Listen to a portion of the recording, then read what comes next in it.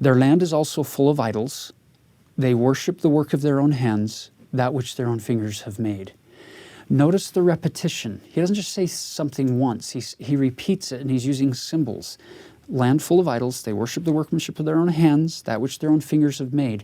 Which time period? Is that just Isaiah's? Is that Jesus's? Is that both? Is that ours? Sounds like the human condition. Sounds like God's humans. like, I created you. I give you all these good things. And you build them up with your own hands and then worship them instead of me. And then you act like you're saving yourselves. And you actually use the means of salvation to hurt people with it. Yeah. So turn over to verse 17. The loftiness of man shall be bowed down. The haughtiness of men shall be made low. And the Lord alone shall be exalted in that day. So there's an ultimate fulfillment of that prophecy in the millennium. But there are other layered fulfillments of that prophecy in Isaiah's day. These people were brought down. Their idols were literally brought down and abolished.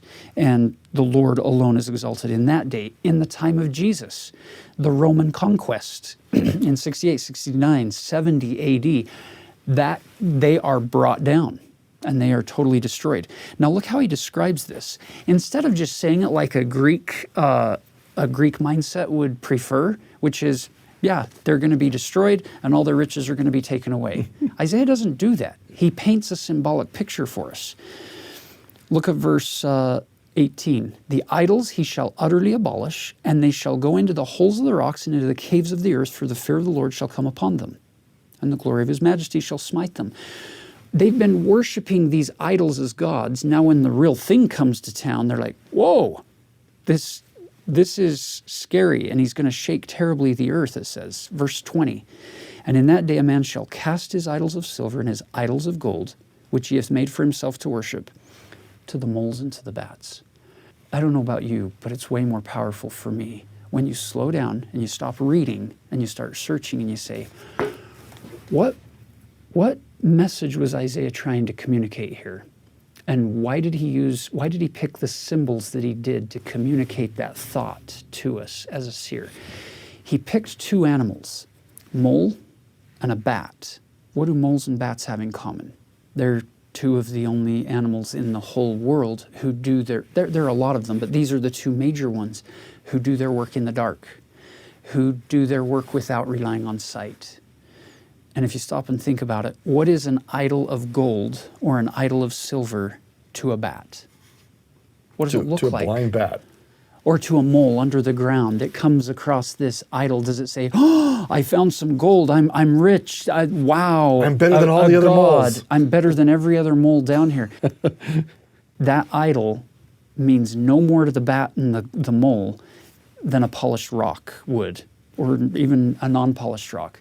Isaiah is sharing a message with us that which we have set up to be so important to us, even a mole and a bat who are totally blind can tell us their real worth.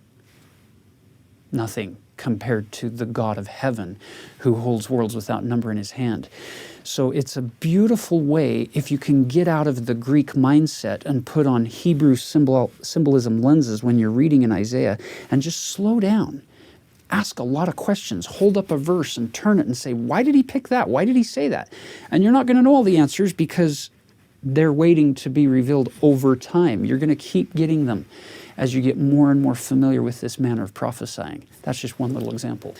So let's just take another couple of simple examples as we go through. We're not trying to cover every verse. You're going to discover these over time as you dig in. Go to chapter 13. Look at verse 1.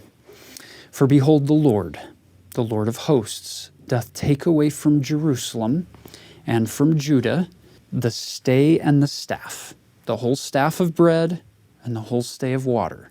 Now, you'll notice that there's a very literal interpretation of this in Isaiah's day. When Assyria comes to town and they wipe out all the kingdom of Israel and Syria, and then they start destroying the fenced cities of Judah, and then they come and they besiege Jerusalem. God is allowing this to happen because his people have broken that covenant of, I will be your God, you'll be my people, and I'll protect you. Well, they aren't his people. They've been off worshiping these idols. They don't want him to be their God. So he's allowing this punishment to come upon them. And the whole purpose of a siege is to cut you off from life-giving water and food, bread.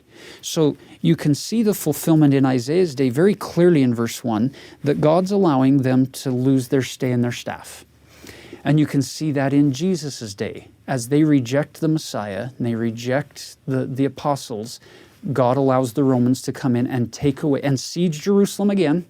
And that siege is ugly. It's awful. Some of the worst atrocities in the history of the world occurred in 68, 69, 70 AD.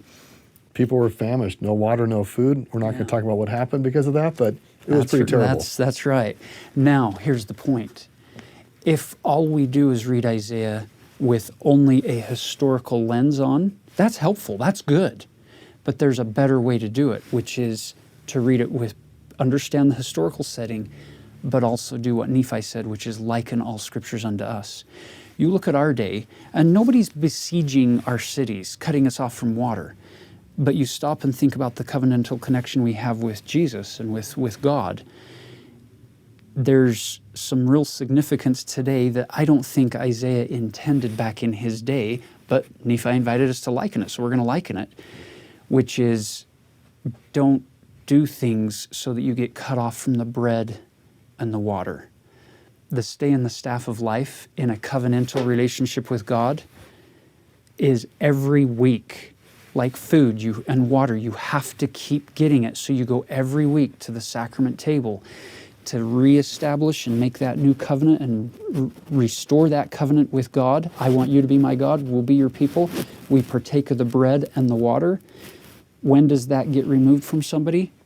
Only when they've seriously transgressed that covenant to the point where a priesthood leader will say, let's hold off on the bread and water while we work to reestablish some understanding here of what it means to be in a covenant with Christ and with God.